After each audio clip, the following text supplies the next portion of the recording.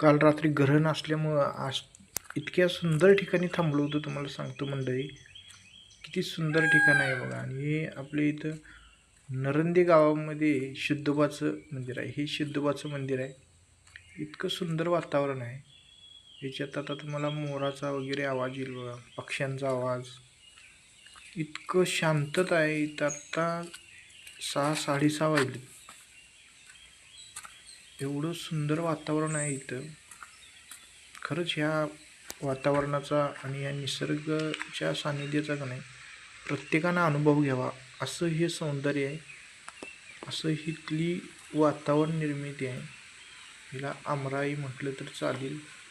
अतिशय सुंदर, शांत आणि दैवी वातावरण आहे. इथे एक वेगळीच शक्ती आहे, वेगळीच ऊर्जा या ठिकाणी आहे. रात्रभर या ठिकाणी थांबलो होतो आम्ही. तिथून पुढे तुम्हाला आता दत्तांचं मंदिर आणि या मंदिराखालनं वाहतं पाणी आहे. गंगोत्री असं याला म्हटलं तर गंगोत्रीचा उगम. इथं बरीच धार्मिक शक्ती, ऊर्जा आणि नैसर्गिक शक्ती खूप आहे. त्यामुळे इथं आल्यानंतर आपोआपच एकाग्रता प्राप्त होते आणि माणूस अगदी प्रसन्न होतो.